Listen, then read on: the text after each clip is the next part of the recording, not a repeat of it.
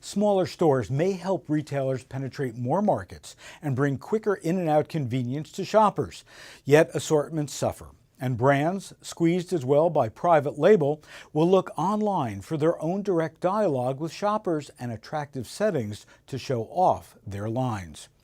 Marketplaces such as Amazon, eBay, and Buy.com are alternative sales channels with growing presence that brick-and-mortar stores better monitor.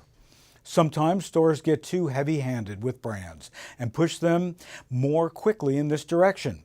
It's tempting for brands, since smartphone-toting shoppers have shown a surprising willingness to compare an e-world of competing merchandise offers while standing in stores next to items that they're considering buying.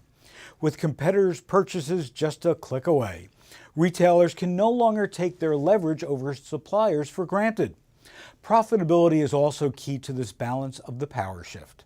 Manufacturers that compare what online marketplaces cost with what they pay to supply retail stores may well decide this is valuable and lucrative distribution. At Buy.com, for example, sellers of health and beauty care and groceries pay a 99 cents per item fee, plus 14.5% in commission and payment processing, fraud, and prevention fees. It's possible that more online marketplaces will emerge and drive down some of these fees, making this channel even more appealing. If that happens, while comparison shopping becomes even more expedient through mobile technologies, omni-channel shoppers will be kings, and brands will rely less on distribution through physical stores. It's time to take housewares out of the store. That when the Lempert Report continues. Monsanto. Producing more, conserving more, improving farmers' lives. That's sustainable agriculture. More at producemoreconservemore.com. Some retailers may whine about consumers urging them to view showroom products and then use technology to find the best deals.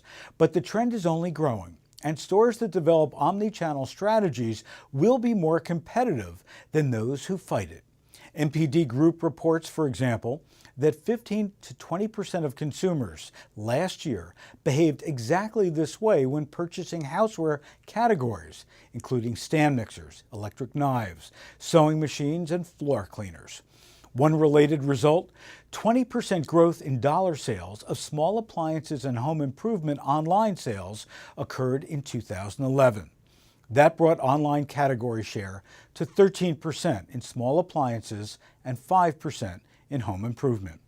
For supermarkets that sell housewares beyond the cross-merchandising tools and gadgets, the Lempert Report urges selling them online only at sharp prices for two reasons.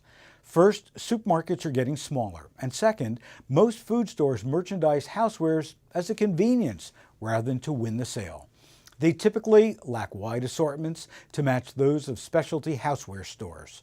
It will be better to get ahead of this trend, to become known as the preferred and value-oriented online housewares merchant than differentiate with promotional programs that are tied to their core food categories, especially at heavy seasonal times, such as holidays, and setting children up in college dorms. Could this be an example of less is more on the selling floor? We think so. With the right integrated assortment, pricing, and messaging strategies, success is right around the corner. The Lempert Report uploads right here 3 times a week with the information you need to stay ahead of the trends. For more, just visit thelempertreport.com.